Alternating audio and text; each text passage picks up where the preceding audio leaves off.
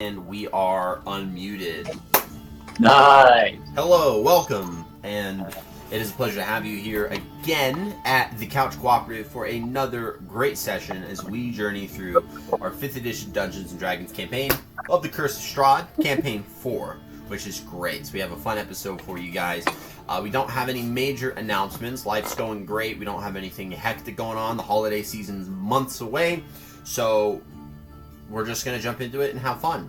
Feel free to drop a like, a comment, and subscribe to the channel because we want to grow the channel as much as we can, and we appreciate everything.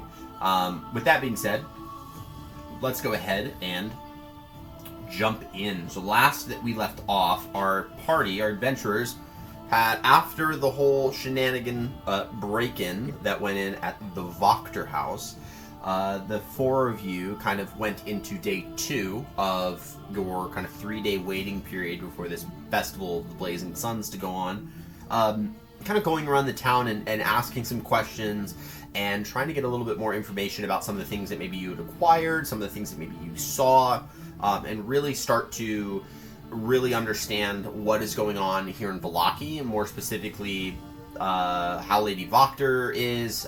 She's got some tie to Strahd von Zarovich, so it's evident that Strahd could be using her to do things here, as well as trying to get additional information on some potential leads for some of these prophetic locations that you've been advised to.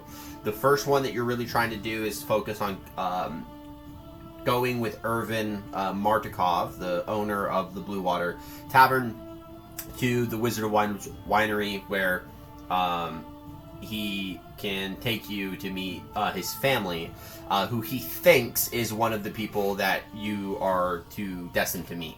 So you've also gotten some additional information concerning a hall known as Argon Vost Hall, which is alleged where a dragon had been long ago.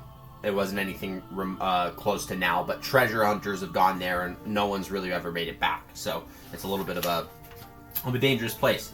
So with that being said, currently what you've done is it was Romulus Pythia, as well as Helena Grayson, our paladin and our changeling bard, who went to St. Andral's Church, one of the few locations here in Vallaki, and had spoken with Father Lucian Petrovich, only to find out that the consecrated lands of the church had been kind of unconsecrated or desecrated in some way, because the bones of St. Andral, which had become a holy icon, a conduit of the power of Lathander, the Morning Lord, was stolen. He believed the culprit to be his grave-tending assistant, Milovaj, who it turns out was the person that stole these bones, at the behest of Henrik Vandervoort, who paid him heavily for it so that he could feed his siblings. He's got siblings to take care of, and he's the only one taking care of them, so he really couldn't pass up on it. So you guys gathered as a group and went that day. So we're closer towards the afternoon, kind of in the middle of when it's starting to get late. So the sky is darkening more so than it is. And the fog from outside, the mist, now kind of slowly seeps in on like a thin ankle layer amongst the street. So it's like kind of at your feet, but it's not hampering any vision. You arrive at the coffin maker shop and find that this an uninviting shop is about 2 stories tall and has a sign that's shaped like a coffin above its front door. All of the window shutters are closed up tight, and there is a deathly silence that surrounds the establishment. I'm gonna walk right in. Wait, real quick. What shops are neighboring the main? There are residences neighboring this shop. I'm gonna put my hand on Helena's shoulder and say, "Are you sure we should just walk right in there? I mean, we might have a bad start with him. I mean, we can't just break in like that unless we're planning to really escalate it." It will. I don't think that they're closed right now. I mean, if we needed to break in, I personally wouldn't break in. You know, I don't do that kind of thing, I guess. Well, The store's open, right? That's true. That's a good question. Only Is there you. like an hour sign, like a day, like an hourly like No, sign? there's no sign that is over this shop. So all the windows are closed tight, and the front doors are closed. So there's nothing that indicates that it's like open to view into. All rodent criminals. So you guys can walk up and kind of get closer to the shop if you wanted to. I. I'm gonna. I want to kind of look from a distance and see if I see any kind of like sign that someone might have left through another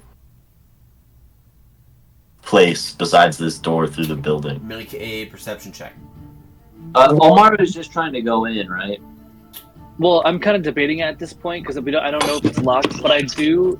At least I want to try the door because I want to see if the door is unlocked. Well, the thing is, or like, not? Say what? Are you hesitating? I am. Yeah, like I'm kind of like in front of the doorstep, but I'm not. Like I haven't like really fully walked up. You said a 19? Sorry, actually a unnatural 20. Okay, I'll get to that in a second. Are you gonna let me go real quick? Well, I want to figure out what you're gonna do, and then I'll figure out how to go about this. Because Omar is hesitating, Demo is gonna just walk by him and go, "My friend, it's no worry. You just walk on into places like this," and then he's gonna grab the door handle and try to open the door. Okay, so as you two are kind of by the steps and kind of hesitating on that, Romulus starts walking down the length of the shop, and he's gonna start walking around it to see if there's anything. Because he's specifically looking to see if anything's gotten out from another location, or if there's like another entrance or exit into the building. And then Jude, while this is all happening, what are you doing? What are you doing? I'm waiting for someone else to open the door.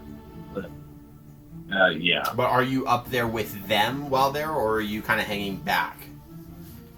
I'd be hanging back a little bit. Probably just looking at my spell book, like mumbling to myself. Okay. So we'll start with Romulus. Romulus, you begin to walk around the perimeter of the building, and with your unnatural 20, you do find that on the right side, so on the eastern side of the building, there is a secondary door, like a back door. However, this door seems to be closed. So you walk over by that door and start to look along the road, little pathway that's immediately outside. You see no indication of like a sudden set of footprints or a sudden set of movement or anything that would indicate that someone has recently and rather rapidly has traveled through here, which brings you a little bit of relief. And so you start to make your way back around the shop, just kind of looking. There are other window locations that are around the building. It's pretty much windowed on all sides, and every single window is closed. The windows that you do see, all of them are, they have a lattice work of iron fitted with squares of frosted glass and are locked pretty tight from what it looks like. They're closed, and there's a latch that's closed on every single one of them from the inside.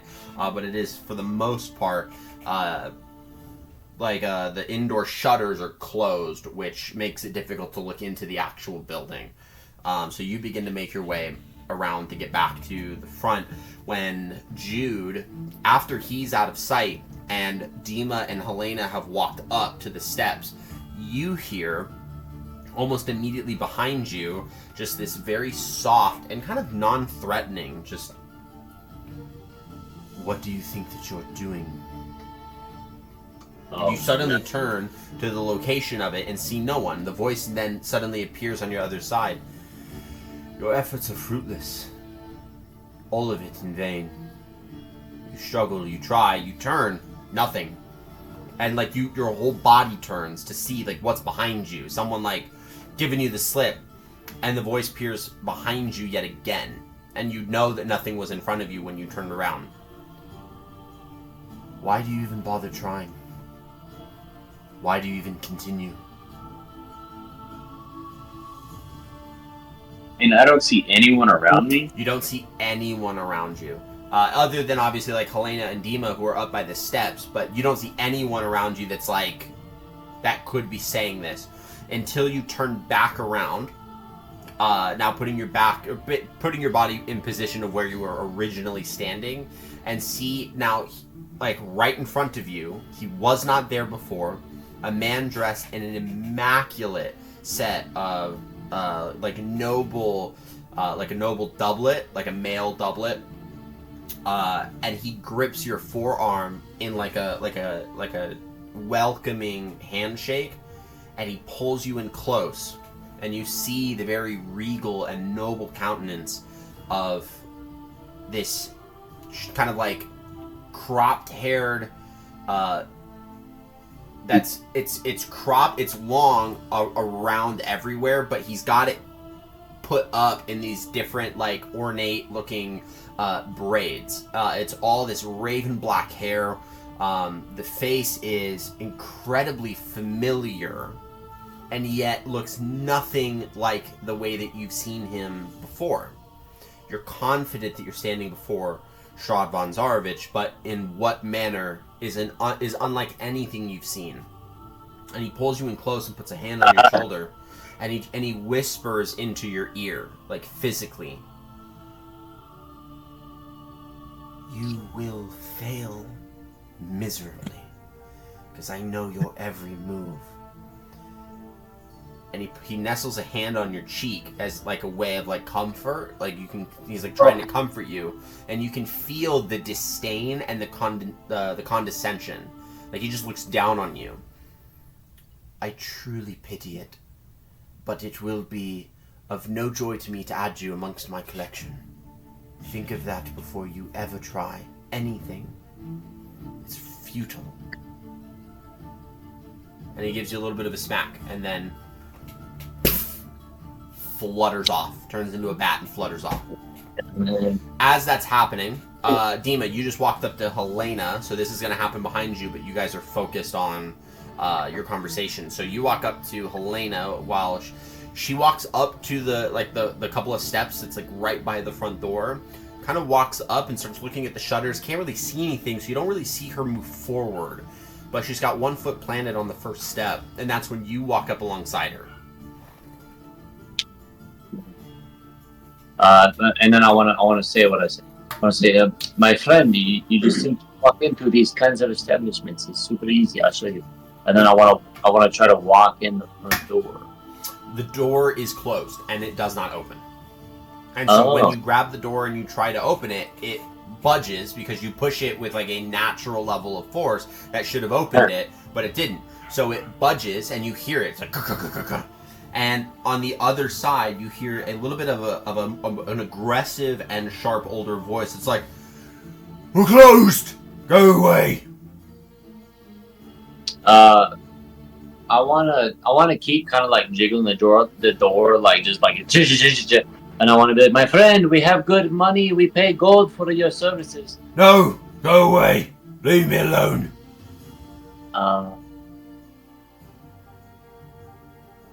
I'm gonna turn to Helena then, and I'm gonna look at Helena and say, "Oh, but I guess he does not want to. He does not want our patronage, my friend." So, are you suggesting something? Because I'm not breaking in. At about this point, Romulus has now made it on the other side of the house, and he's on the front side of the house with you guys. Oh, hello there, Dima. I didn't know you were going to meet us here. Romulus, with your past perception, you look kind of past Dima after you say that, and see Jude, like, twirling and, like, looking at, like, things. Like, he's, like, looking at the ground. He's, like, looking all around him, a little frantically. I'm gonna look over at Jude and kind of put my hand above the my two party members and, like wave him over.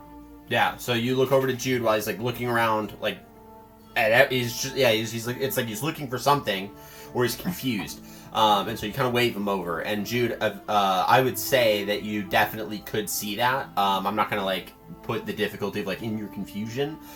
So despite your confusion, you see him off, and you can see him kind of like urging you to come forward. Do you accept that invitation and walk up to him? Actually, can I like hurriedly? I want to try and get inside the building. Okay, So you rush up and you rush past them to the door? Yeah. Okay, so you rush past them to the door, and it's frantic. So for the three of you guys, it's as if he's not paying any attention to you, and also your physical placement. He squeezes past you, gets to the door, and budges it, and it doesn't open. And you hear, "I've already told you. I won't tell you again. Leave me alone." Can I break like the doorknob to open it? Whoa! I'm going to interfere with that. Yeah, I'm gonna put my hand on your fucking shoulder, bro. What would you try to do to break it? Is it something that you would have to like physically go like and break down, or what are your thoughts on how you would try it? I mean, I was just thinking like if I use my quarterstaff and like bash down on the. So utilizing a tool gives both your party just an easy opportunity to jump in and stop it from it actually being successful. So they watch you take your quarterstaff and wedge it into the door frame, and when that happens, they both rush alongside you, like Romulus grabbing onto the edge of your quarterstaff and Helena grabbing onto your other arm on the other side, and Dima's kind of standing there like, oh my god, like what is happening? But yeah, so they're able to get in and prevent that from happening. I'm gonna whisper to Jude, if we're going to break in, we're going to be a little less sloppy about it. Oh, Strahd's right outside. I have to get in here so he can't attack us. When he says that, Dima's gonna go from like being like, hey, to like, hey, oh, hey. You say Strahd, my friend. It's not funny to joke about such a man, Jude. Why would Seriously. I want to get inside because he just spoke with me. And then he went and fluttered off. He's still around here. Hearing that, Dima's gonna go up to the door and just start like, my friend, we need in, my friend, please let us in, my friend. You hear him from inside. How many times do I gotta tell you? We're closed. No, Leave me alone. I'm gonna go check the back door. Okay. To see if it's unlocked. The back door is locked.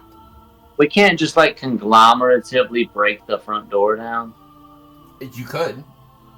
No, but that's so silly. We're gonna get in trouble. You could. It is criminal breaking and entering, so you do have to deal with. You guys did see. To put it into perspective, the punishment for, like intentional unhappiness, right, yeah, was to be put into stockades out in the middle of the courtyard and to be pelted by your fellow Valachians with disrespect and with humiliation. So how much worse is this place going to be punitively against legitimate crimes? So is there like a spot? Is there a spot in between the building that's like covered by other buildings? So like unless you're in the window watching, you won't see anything? No, because there's no like alleyways or like fences. So it's like here's the building, and then there's like a walkway, other building, and then walkway, the building next to it. So this isn't like urban. It's a lot more rural, little towny with some wooden walls around the outside of it. So, am I Is there a lot of people out? Kind of. I mean, it's not nighttime enough to where like no one's doing anything or like no one's out and about. It's just in the later part of the day. It's starting to get darker, and so people are out, but that's gonna start to go down maybe in the next hour or two. Ethan, I have one question. This guy from the other side of the door, does he sound Barovian? He doesn't have your classic Barovian accent. No. There's a couple reasons why that may be. He might come from Kretsk. The natives of Kretsk don't carry this Barovian accent, this thicker Barovian accent. He also could be just a complete outsider, but that's a very small likelihood. It's just one of the few options. Do I recognize his accent at all? No. Okay. No, okay. You don't. So realizing that, Dima's gonna try his last ditch effort, and he's gonna go and get up real close to the door, and he's gonna be like, my friend, I beg you, please, if you care for the future of this land of Barovia, or if you're anything like these companions I have with me who are adventurers from another land, you will open the door and help us, please. We're currently closed. I've already told you. Go away. I'm not trying to get caught up in anything that's getting me put in a stockade. Leave. Before I call the guards. I'm gonna say He let's. falls into a ball. I'm gonna whisper to let's come back later when less people are around. I have a plan. Or we can accuse him right now of stealing those bones, and maybe he can let us in because he doesn't want the guards on us. It does not seem like he'll leave this place, my friend. That's a good idea, Helena. I'm interested in that as well, but it's definitely a little bit more aggressive, but I like it. Me personally, if that doesn't work, then I would say wait an hour or two when everyone's falls asleep or something. Then you can break in, but I won't take part. You also could just hand him over to the guards. You have testimonial evidence that you have a witness to the theft of the bones.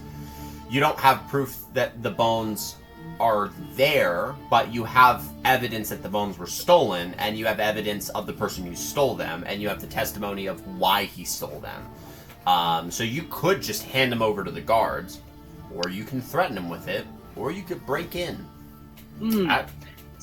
I suggest let's threaten him first. Then, if that doesn't work, then we could just bring the guards in here, and Do you think he'll destroy the evidence if we bring forth that we know it was him?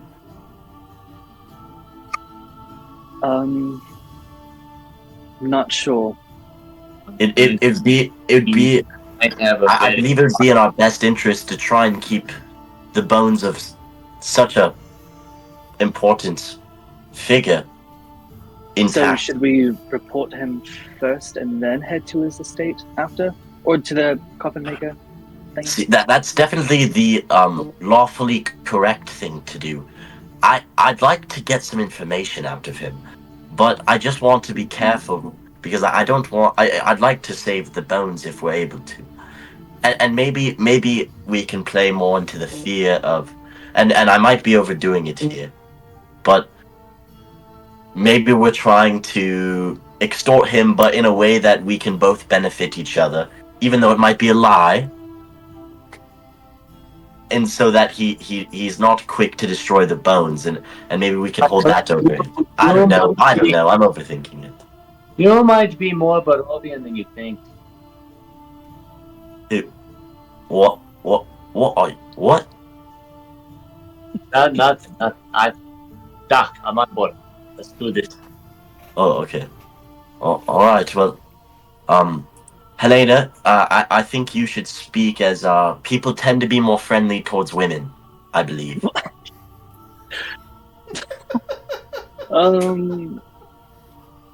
Sure. I'll knock on his door. You knock on the door, and you get another grumpy. How many times I gotta tell you? We're closed. Go away. Fuck this guy, man. I don't like this guy. I know. Damn it. I'm gonna go up to the door, just like to kind of like talk in the door. If you want us to go away, why don't you tell us why you hired Milovaj to take the saint's bones? We know it was you. Oh. You got no proof of it? Bet. We have a witness. He's a young kid, crafting stories to get himself out of any troubles. How much you want to bet he stole the damn thing? Well, that's the thing. He did. To give it to you, of course. You got no proof of that? Do we have proof of that, right? Can I do something on the side while they're talking? What are you gonna do? Out of character, I think that you would have recognized that he immediately went the kid. Whereas, if he was that's true. involved, if he was not involved, he would have known about the kid. Well, it's not a question whether we know that he's involved. It's a question because he could just. I don't know what they're talking about. Yeah, but we need to prove to him that we know that he's guilty. And already the fact that he said that the kid Whereas if he was not guilty and he didn't know about this, he would not know about the kid being involved. But the fact that he knows about the kid being involved means that we can prove that he is already guilty about it. Yeah.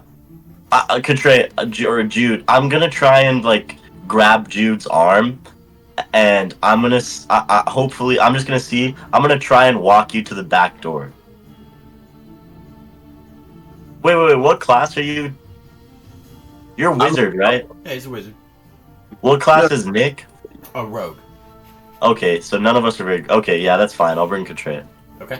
So, Jude, do you go with Romulus around the side of the house? And Yeah, but I'm like super alert. I'm looking at like the sky. 'cause I Yes, think you're it's very probably- tense. Yeah. In fact, you do see a couple bats flutter by, and it causes you to have like a momentary, like a brief, like heart panic, where like you can feel your heart pumping in If your I- chest. Can I pull one of the bats? Can you firebolt one of the bats? Oh, Yeah. oh. Yes. Yeah, you may. Go ahead and make an attack roll. Real Wait. quick. Oh, fuck. I should not have brought Contray for this. Dude, I just talked to Strahd. I'm fucking scared. Dude, no, I mean because I'm an idiot. Because I was thinking about trying to get in through the door, and I forgot that rogues know how to lockpick shit. And I'm like, dude, god damn it.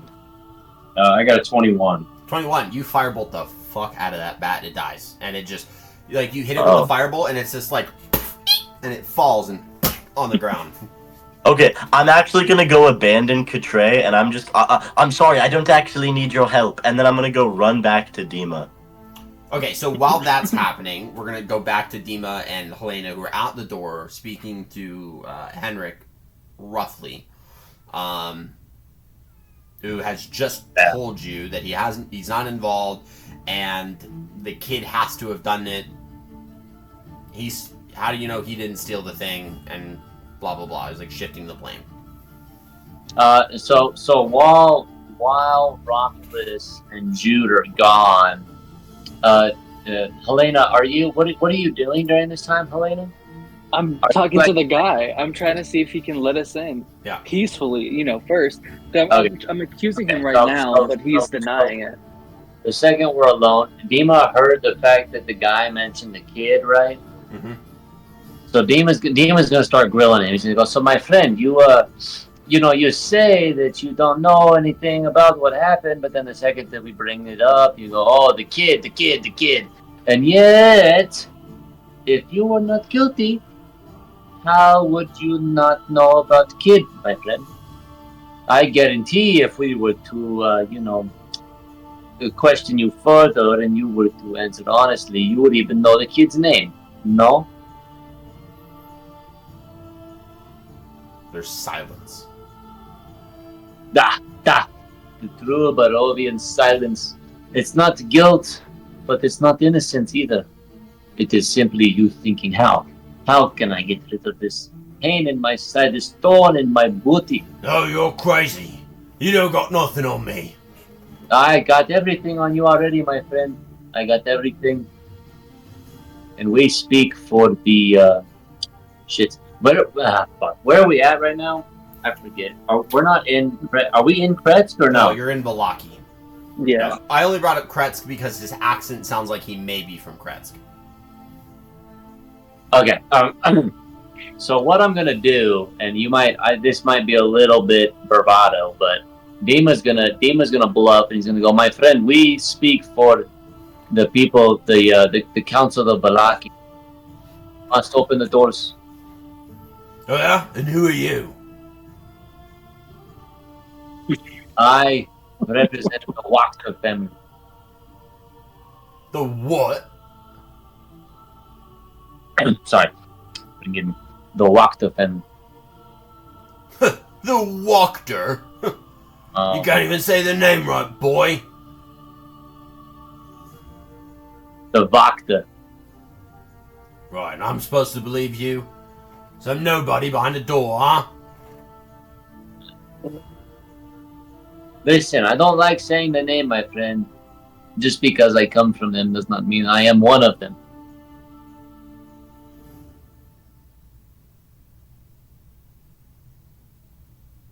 You lot sound crazy. Damn it, dude. Do I make it back yet? Yeah, about this time you've made it back. Okay, He's, now I'm like, going to frantically grab. looking around by a bat.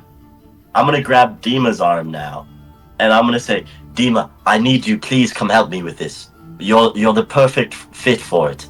And then I'm gonna see it. I'm gonna try and drag Dima with me, and hopefully he comes. Wait! What'd you say? What name did you just say? I said Irina.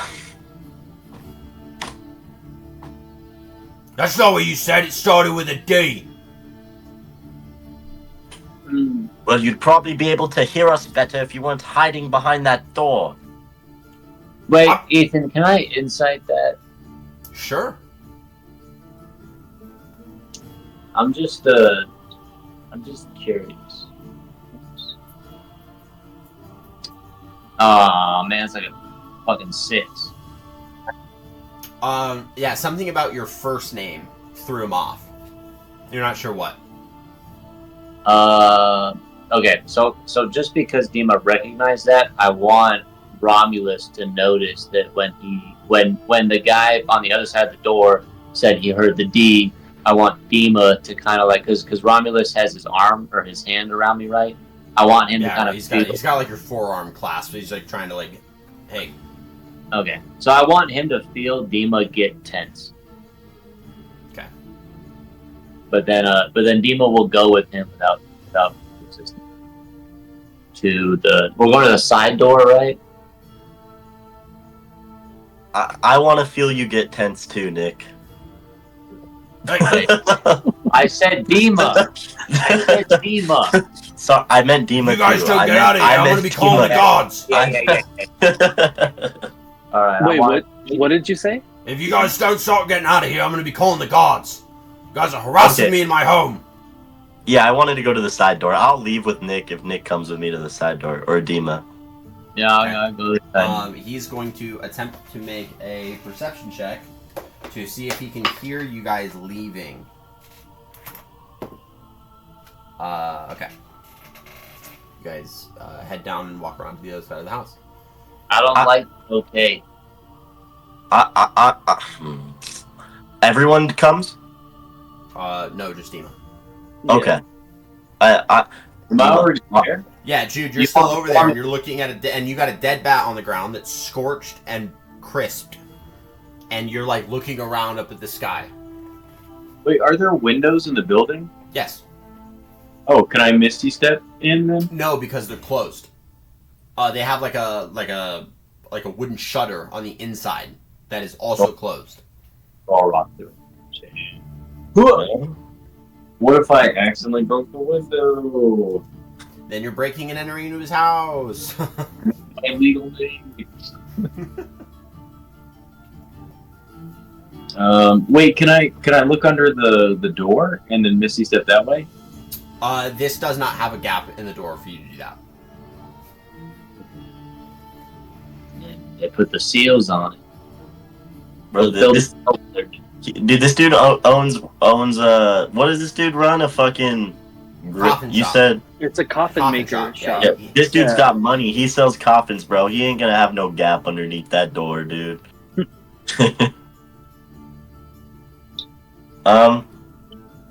Cool. Yeah, so you bring him around to the side. Okay. And I'm gonna whisper to Dima.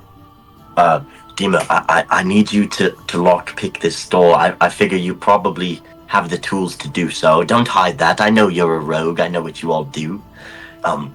I can cover you, and if it's too loud, I have a spell that can make it silent here. Dima's gonna respond and say, "I will open the door, my friend, but on one condition: you cannot watch. You have to keep watch, but not watch Dima." Do you think it'll be loud? Should I cast silence, or should I save it for if we get inside and it gets a little too loud? No bother. And Dima is already lockpicking the door. You hear a voice from the other side of the door. Hey, I told you to go away! Not go around to the other side of the house! Damn. While I'm lockpicking or before I'm lockpicking? While you start jangling with the lockpick to get through. Is it up? You thieves! You brigands! Scandals! I'm gonna stop. I'm gonna have him stop, and then I'm going to I'm going to like run away as loud as I can to try and make sure he hears it. Okay. Yeah, you just bolt. And then I'm going to cast silence on the radius of Nick, of Dima, and then I'm going to look at him and I'm going to go, Stop. No, you can't say that because there's silence on you. So you try to say "da," but it doesn't come out. Okay, before I lockpick, can I try to hear for the person's footsteps on the inside of the You won't be building? able to. There's a silence on you. Oh, It silences in an area. wow. Okay, fine. Yeah, then I'll try to lockpick again. Okay. You put your hand around the door handle, and it feels as if someone is holding onto it from the inside. So there's a tension to it. But I could pick the lock, right? You Or can attempt to, but it doesn't change the fact that there is a silenced Henrik Vandervoort on the other side, and that you would now be effectively committing the crime of breaking and entering into this person's home. Bro. okay. It's okay, Nick. You can bail. I won't feel bad, dude. well, can I try to wait until I don't feel the hand on the other side of the doorknob? You can try, but you have him in a very agitated state. There's only 2 points of entry. He's got them covered. I'm gonna try to wait and see if he goes to the other point of entry. Let me ask you this. Can I have the three of you, not Gabe, because he bolted off, make a insight roll for me, please? Oh yeah. If you guys stay here any longer, you will be arrested. That's the insight. Who's watching us? I mean, to be fair, we probably Nat 20. Nat 20. Okay, so we'll say because you're having a second to ponder over things on your own, that you'll come to this conclusion. Jude, what'd you roll? I got a 10. A 10. And then Dima, what did you roll? A nat 1, because I want to open the freaking door, A man. natural 1. Okay. Damn. Helena, in your kind of waiting, you just kind of start to think over the way that this guy's been behaving for the past couple minutes. He's very agitated. He's very stressed. He made assumptions and inferences about the nature of the theft of these bones that was not made available to him in the conversation prior to him disclosing it. So if he truly was a completely innocent party, then this information should not be information that he knows. You could go and get the guards because the bones have been stolen and give them enough reasonable proof through the testimony of Milovaj. You would have to bring them to Milovaj and have Milovaj testify to them so that they could just go into the house and say, we're going to look and we're going to see if they're here. Like, basically, it's like getting a search warrant. Yeah. You can threaten him with that because he seems incredibly agitated and he seems very stressed out. It's not as stressed out of like, oh my god, you guys are going to break into my house. There should be a lot more like defensive threatening. Like, if you break in, I'm going to kill you. I got weapons. Like, don't do it. If you value your life. That's not what he's saying. And you draw the conclusion that he is incredibly afraid of the Voctors, and he recognized Dima's name immediately. Yeah, baby. He's So, he's probably going to be an incredibly easy person to pressure, but you have to pressure him. Can't half-ass it. You just have to lay the hammer down. And the Wagner's they're known in this town, right? Is Yes. this where? Yeah, this is where they are, and the Voctors are not liked. But would they care if something was stolen or anything like that, or could I just bullshit that? Well, I mean, they're the local nobles, and they have a decent relationship with the burgomaster to a degree where they're kind of rivals, the Voctors and the Volakoviches. So if you wanted to, I don't know, remove the Volakoviches as the burgomaster and replace them with the Voctors, you probably got to care about the local politics, which includes the crime.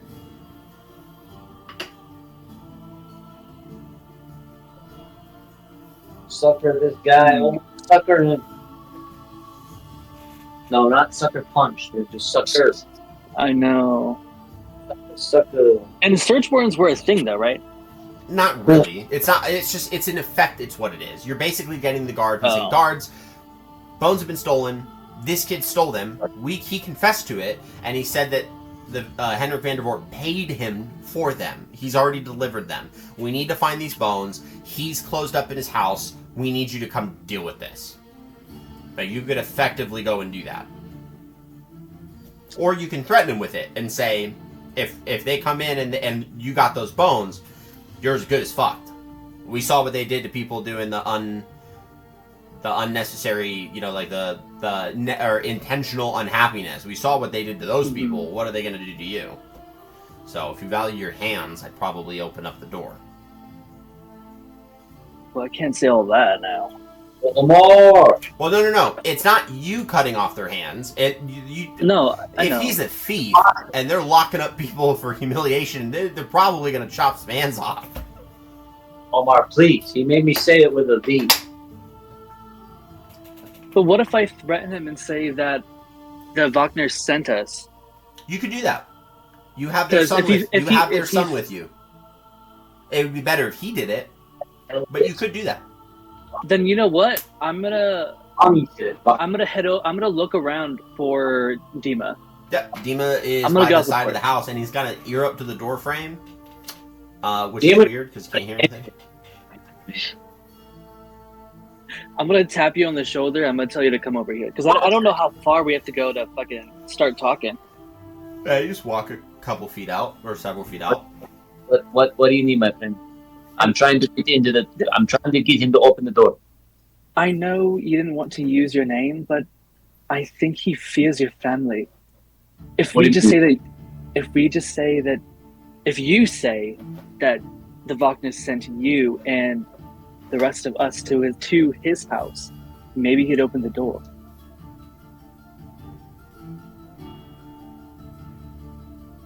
And could I explain to him as like what you had just told me, like why I think that? Yeah, your brothers don't inspire any fear amongst the population here. They just more of an annoyance. But your mother, however, there are not too many people here that like your mother. Your father's gone, and so the joy of the Wachters have been ripped away with his passing. You easily could drop your mother's name and get stuff done. You imagine. Especially because you have been gone for so long. The Wachters are incredibly careful about their personal public view, so you abandoning the family would look bad on them. So they probably would not have said anything about you leaving that wouldn't have had like a good public view that made the Wachters look good. Oh, I understand now, my friend. But your mom's a sneaky little woman. My name. But I have an idea. I have a cheeky little idea. And then I want to take Fiona back to the door. And Helena? Fiona? Yeah, your mom is not there. God dang it, man. No, sorry, Helena. Okay, there's kind of two ways I was thinking I could do. I guess I'm gonna I'm just gonna do it, and if it doesn't work, it doesn't work. But I'm gonna walk back to the door, and I'm gonna knock on it, and I'm gonna give it a friendly knock. But I'm gonna say, my friend, we are the constituents of Lady Fiona Wachter. We have been patient enough with you. Now you must open the door so that we can conduct our investigation, or you will face the full consequences of the disobedience of the Wachter family. Please. Open the door.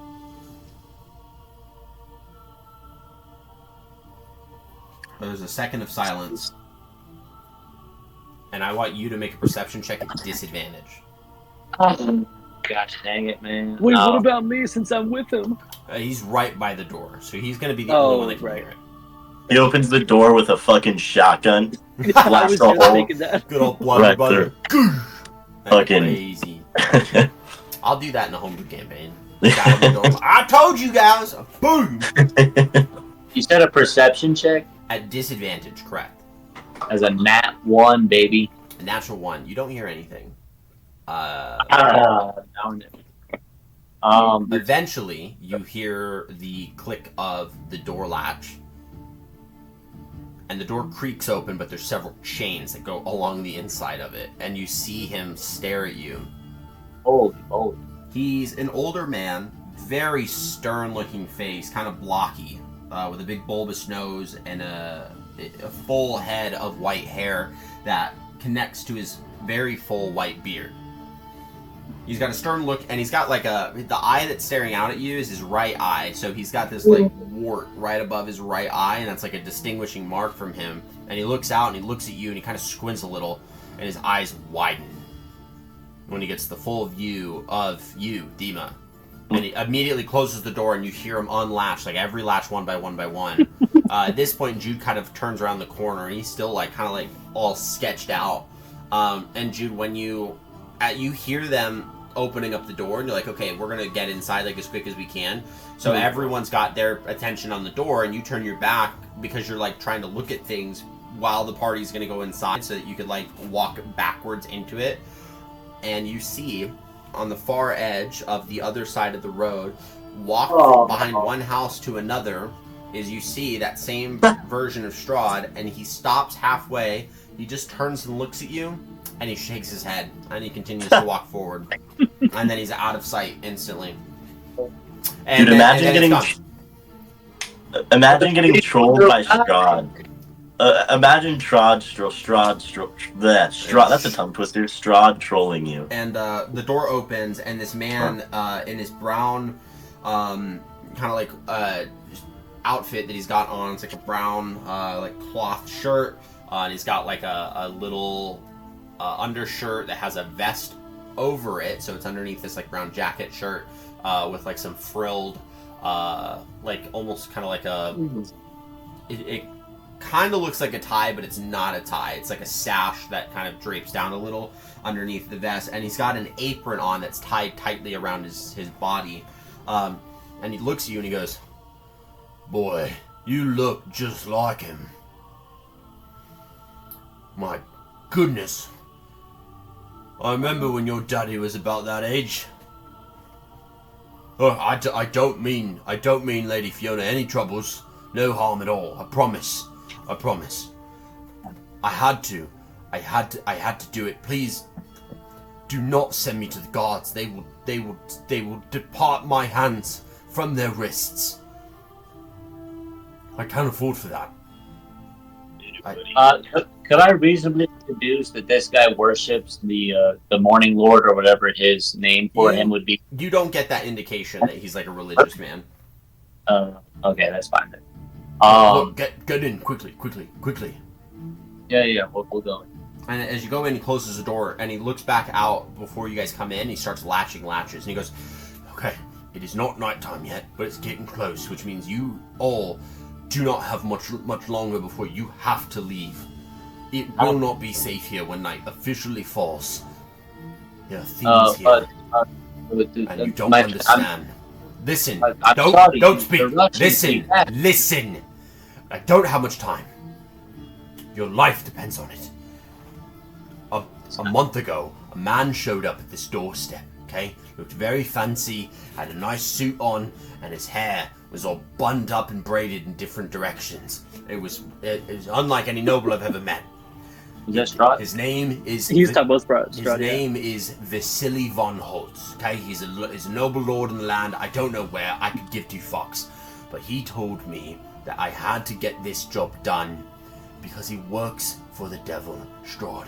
And if I didn't help him, he was going to come and he was going to kill me, okay? So I got Milovage, who was pissed off at the Burgomaster. We had the bones stolen, and we brought them here.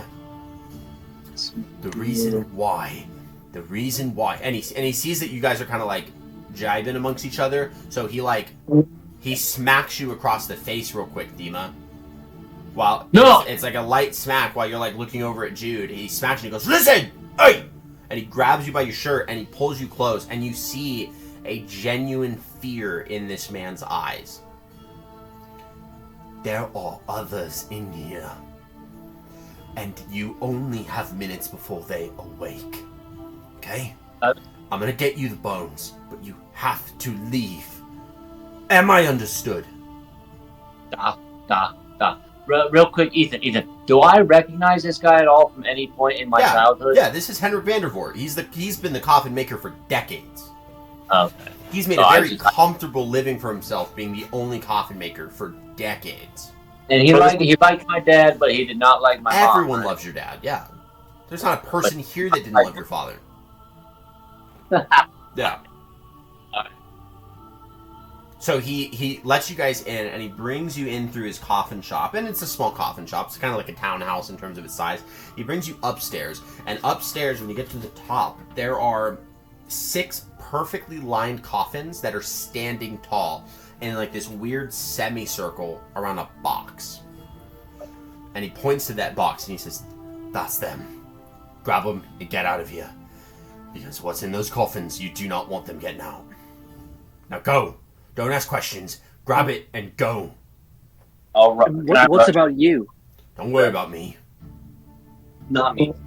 I want to. He grabs his hammer, because he's got, like a nail hammer. "I'm going to start breaking some stuff, and I'm going to act like you're broke in." And so he takes his hammer, and he puts his hand up against the wall, and he smashes the hammer into his hand, pulverizing bone. And he... Oh! You broke my hand! See? Now get the bones! Go! This guy. Oh, Wait, so he's more scared of your family than he is these fucking vampires? Can we tip the coffee? He's incredibly scared of getting caught by the guards. Because they will fucking kill him. Especially if they find out what's in here. And you don't know what's fully in here, but something is definitely not good. Dima, while Jude goes to grab the box, and he, without hesitation, grabs that box and starts going downstairs. Henrik hands you the hammer and says, "Boy, I need this from you, okay? I need you to smack me across the head as hard as you can with this.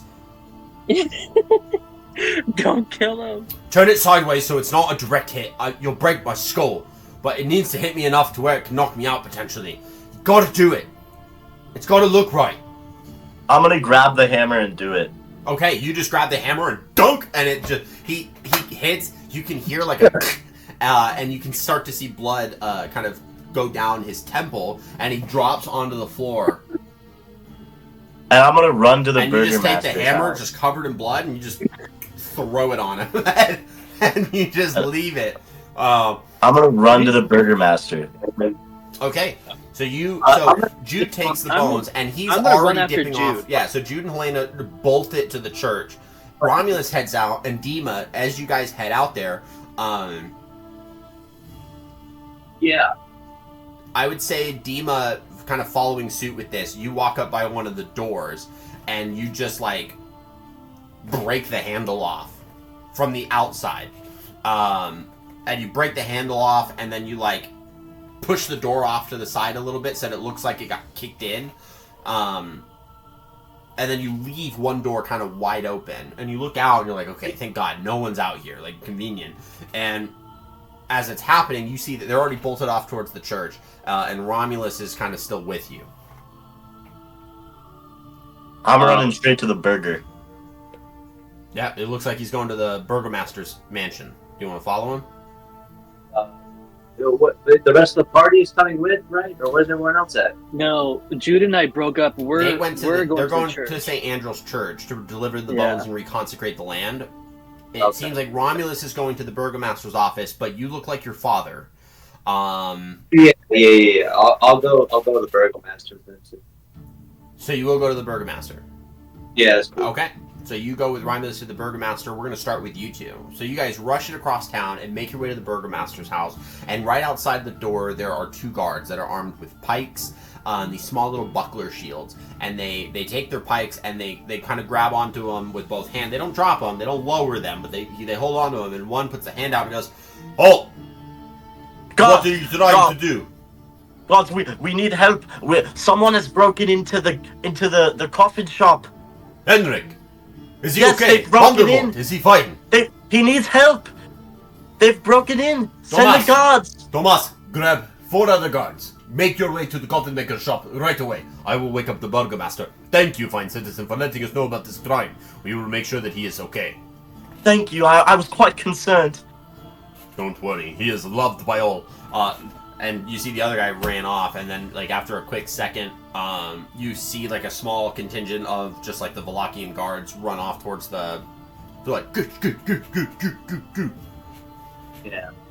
Make their way over, and he looks at you and goes, "How did you guys find out about this crime?"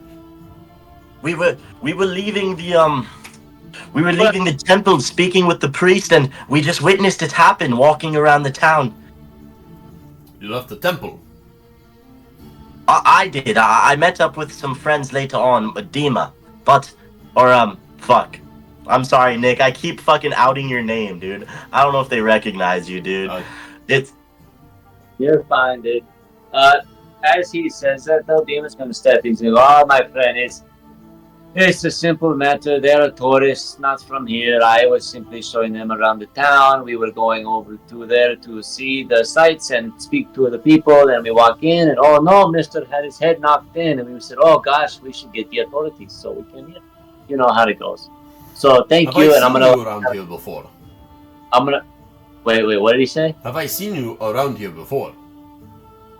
Maybe. I mean, I work around here sometimes, depending on the season. You know, when it's busy. Your and name is this Dima.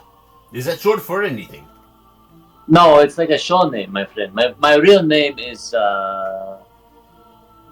Sayanavarjes. I apologize. What? I don't think he could repeat the same word he just said. No. Dima's gonna stand proud. He's gonna puff his chest out. He's going, my name is Sayanavarjes, my friend. So Dima is Sayanavarjes.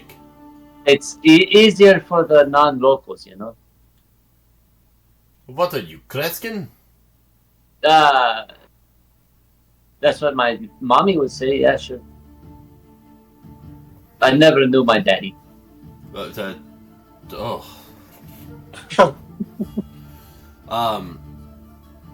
looks So at you anyway- and just goes, well, Kreskin, Dima, and you, thank you for telling us of this crime.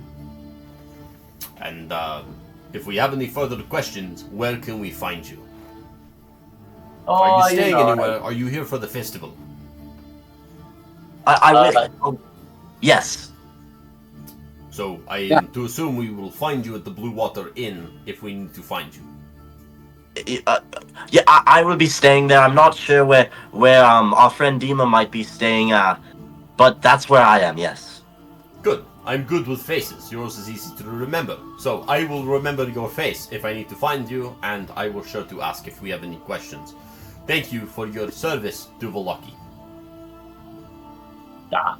Good thing he talking to a motherfucking changeling. On my face? Oh, I got multiple.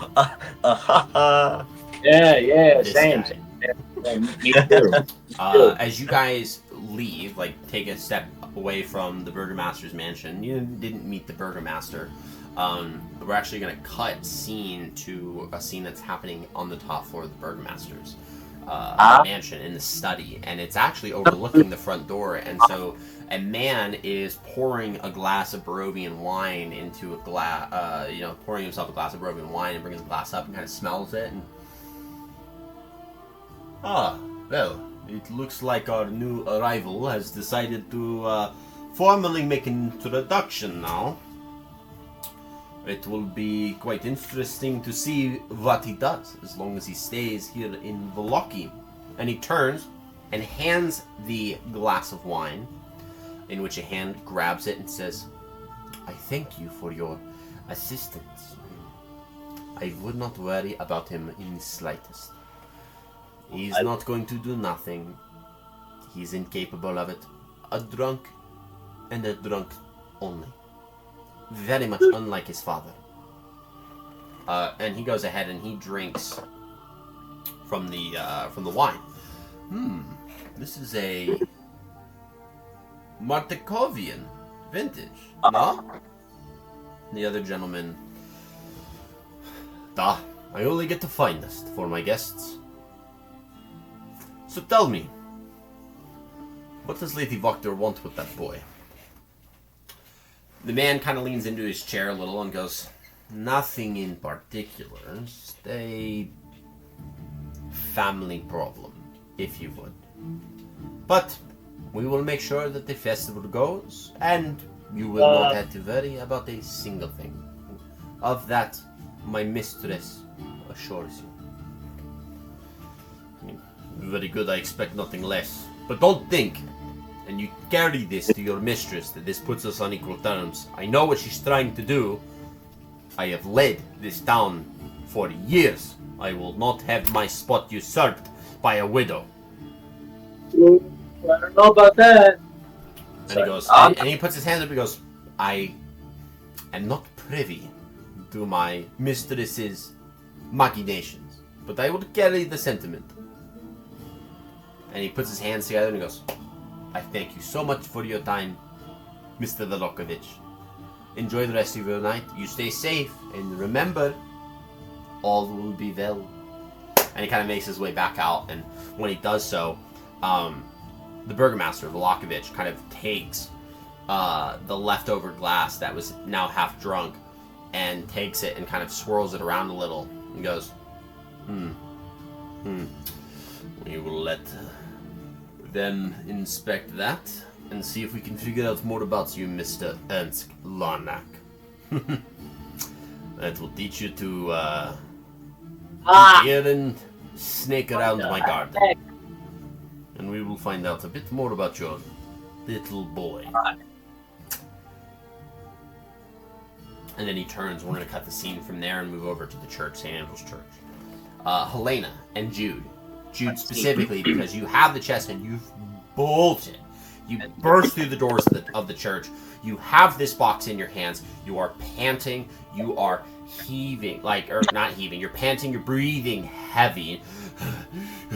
And you can see Father Petrovich goes, Are you okay?" Sorry, Katrin will be right back.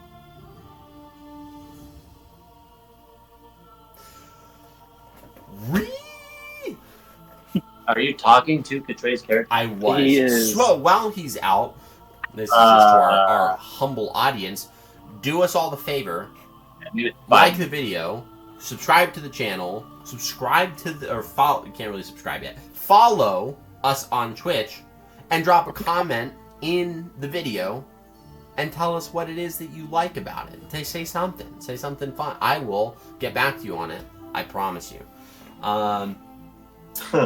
Yeah, which would be great. Someone in the chat is offering us that's a free bot. viewers. That is a bot. We don't like them. Skittles5162. You're a bot. Look, everyone, click on the link in the chat. No. Everyone. Yeah, if you want a virus. That's a bad It's idea. a viewer scam. We're gonna buy all our views from overseas. Dude, we'll end up on the next CoffeeZilla video if I fucking keep advertising this link. Hey, Mr. Beast, if you want to do a video, please just reach out to us, and we will, as a group, collectively see how many of your chocolate bars we can eat before we puke for content, Mr. Beast. So please do it. Can Dungeons and Dragons, do they have the constitution to overeat your chocolate? The world may never know. Reach out to us, man. Just shoot a comment and be like, "Yo, I'll do it." Mr. Beast will never see this. That'll be the great thing. Mr. Jude Twiceborn, I am speaking with you, sir. Art thou done? No need to apologize. Father Petrovich, seeing you rush in and seeing you out of breath, seeing you breathing heavy, and goes, my child, are you okay?"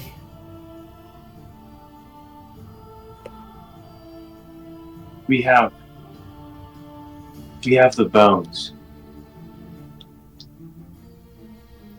Good. I'm gonna hand the box to him.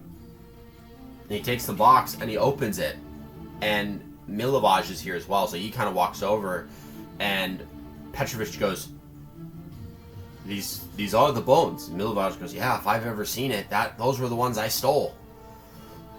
Which I'm sorry about again." He goes, "My child, you are forgiven. Your pressure. There is no need to hold this heavy."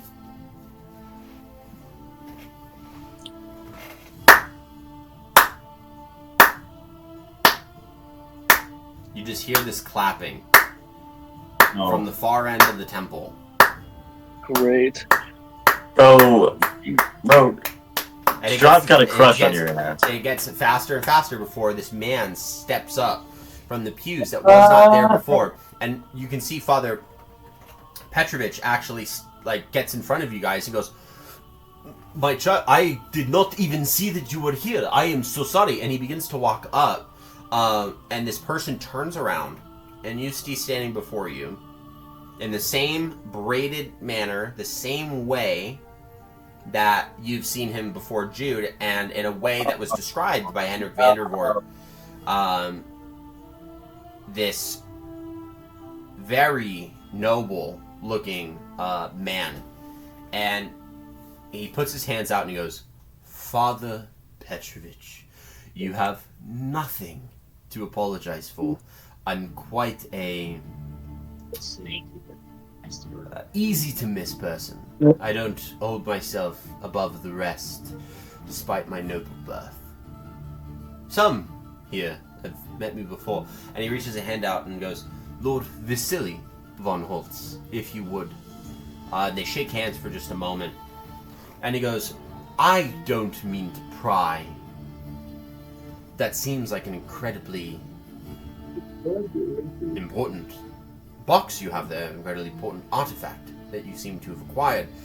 I have questions aplenty, as should anyone. I'm more than willing to ask them after you've done what you must do with those." And he kind of looks, Petrovich kind of looks back and goes, "Yes, they are holy icon of St. Andral, the church this is dedicated to for the morning lord. I have to bring them to their place of rest and inter them again so that the morning lord can reconsecrate the land." I goes, "Wow. So that is how people like you are capable of fending off the creatures of the dark that surround the outside lands and make it difficult for just the common folk to survive. That is quite interesting." And he kind of backs up and he goes, please, just go. Do what you must.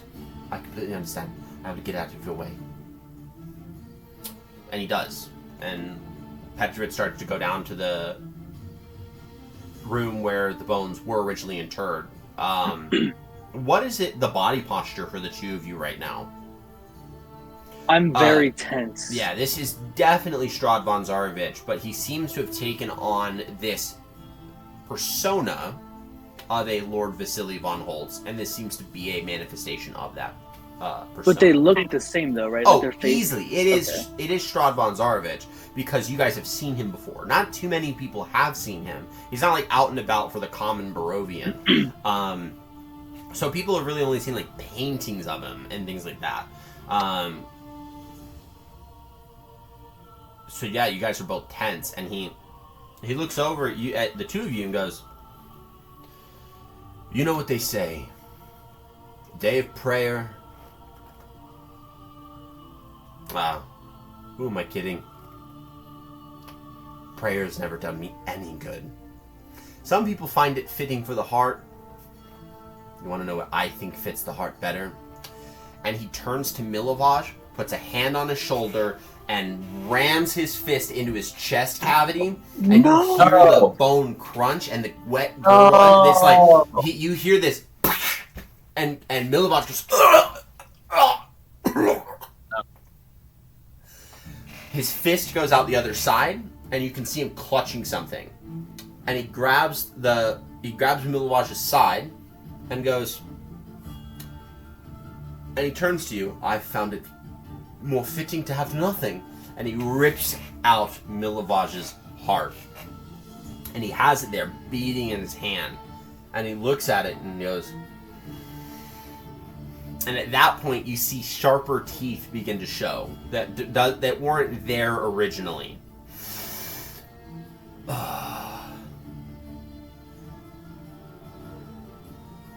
Surely you don't mind. And he begins to just suck that heart dry. So before as he drops it onto the ground with this and there's just blood on his face. And Milovaj is on the ground.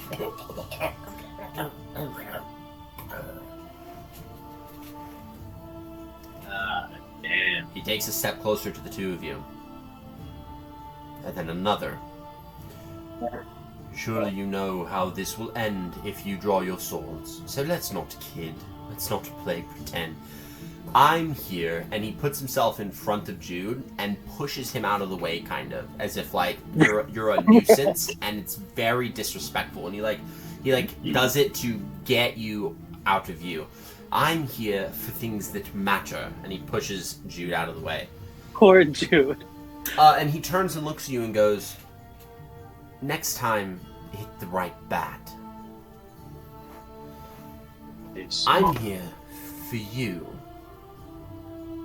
my sweet, sweet Tatiana.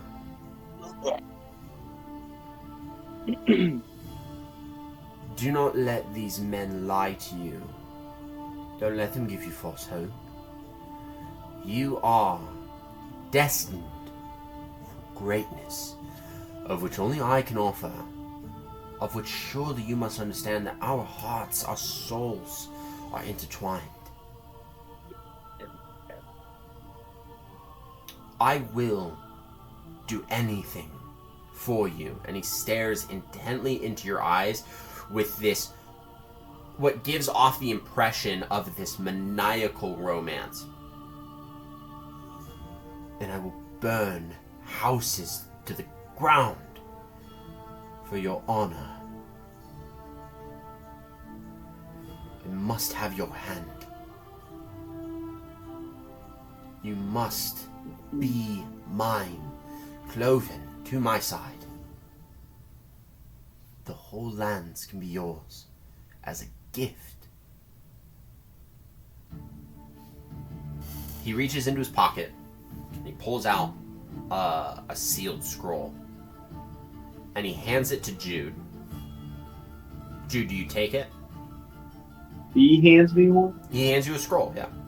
Were you trying to marry Jude or Helena? No, Helena. Yeah, he's trying to marry Helena, but he's handing this scroll to Jude. Can I yank it from...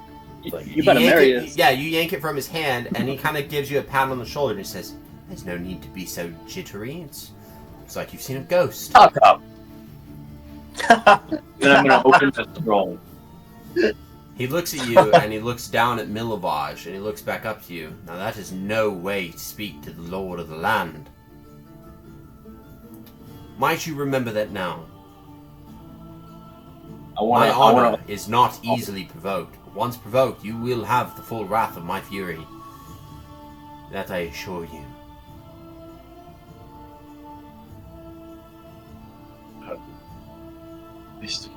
"There's no chandelier to drop on me here. You've had your chance. Damn. You almost pissed him off. I humbly invite the four of you to my abode, Castle Ravenloft, to provide your approval, your acceptance for hand in marriage. Might we provide peace, freedom, justice, and security to these lands. I will let you sit on it and pray that your heart, well, pray more than we did for him, that it yearns for truth, and it yearns for what it must truly feel locked away inside. My beloved Tatiana, you are in there, I know. I have freed you once, I will free you again.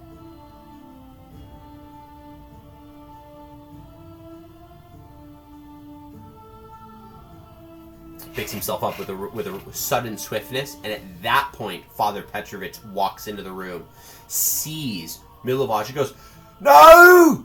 He's like, "The boy!" And he looks up and he goes, "Oh, I am so sorry. Did I introduce myself as Vasily von Holt's father?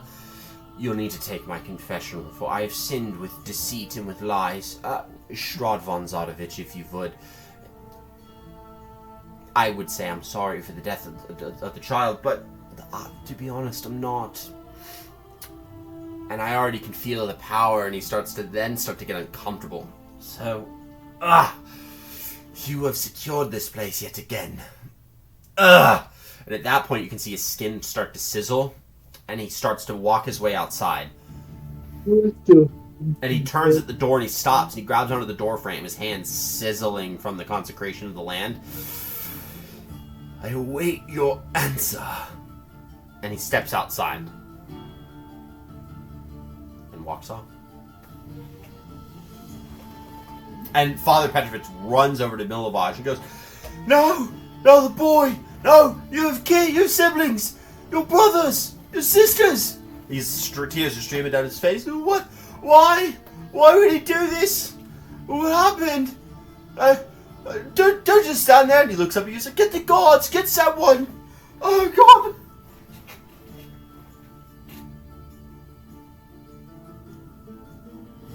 I want a single tear to be like shedding down my face, and I want to talk to the father.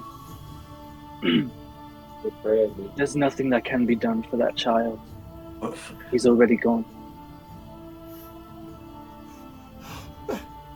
That monster! Oh God!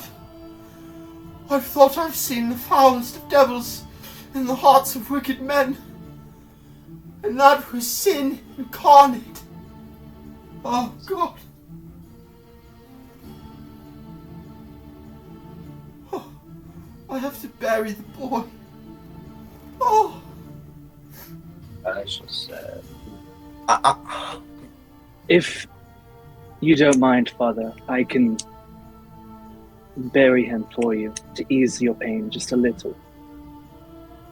Oh, no, oh, give me just a moment to grieve, and then I will go and I will bury the boy. What did you get yourself into, Milovaj? You should not stolen the bone. And you can see he's going through the stages of loss, and he's angry at Milovaj for stealing the bones, and it's just an outlet. It's a natural part of accepting that someone's been killed. And that they're no longer with you. He's going to continue to go to the rest of the stages, and if he's got it, it might just be good to leave him be. So you guys, I'm going to walk out. You guys depart. He looks up before you leave, and he goes, One last thing, my child. I hope you gather as many people as you can to kill that monster. And you can bring them here to keep them safe. Oh, God. Oh, God. We unlock the safe house, baby! And you guys... We can fast travel. Hey! Father Petrovich takes the body outside, and we begin the process of burying him. And the four of you meet up outside the church.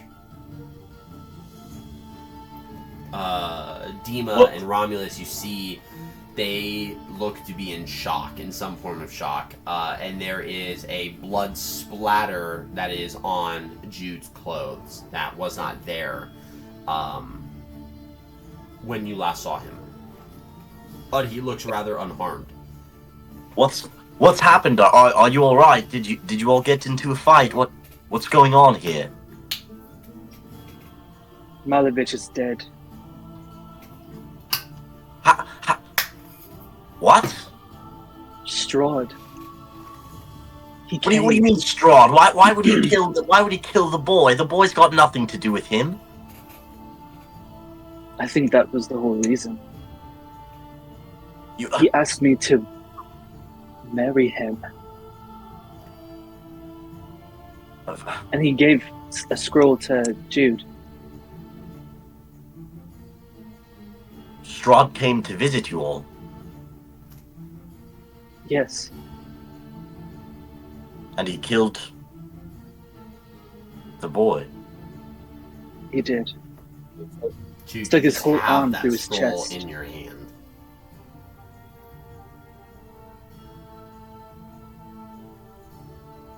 Well, we can't let him get away with that now.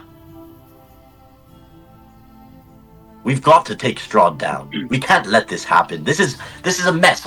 We should be welcomed into a new place, not cursed and... My friend, this has been happening for many years. But I agree. It is finally time to put an end to Devil Strahd. For once. And his curse. And his curse. His And his cursing drop. his false. He did the thing. Wait, what? He title card. He said we got to get rid of this curse of Strahd. He did the thing. He did the Now thing. we need like a banner that pops up over the top that's like the curse of Strahd. Like every time it's said, it just fucking. We get the next campaign.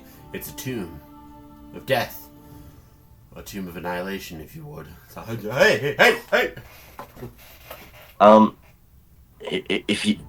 If you all would give me a second, I'd like to go give something to the father really quick. Are you gonna walk over there? Yeah. I'm gonna stop you. He's in pain right now. I think it's best for you to just let him grieve. I entirely agree with you, but this isn't for him. I'm trying to help, and I'm going to give him the gold that I took, and I'm going to tell him to give it to the family. I feel that he'd appreciate that. Well, hopefully they don't go and blow it all. And then I'm gonna kind of like slowly walk it off. I hope they're not all stingy. I'm saying is, most people aren't able to break out of the wealth class that they're born into. That's all I'm saying, dude. I mean, he's making social economic claims. Okay? That's all he's doing. He's just making commentary. It's just commentary on social economic status of the common Barovian. That's all he's saying. You go inside and you provide them with the gold amount that you stolen. So make sure to mark off what it is specific. How much are you giving them? I'm giving them all of it. So I think that was a bag of 110 gold. Okay.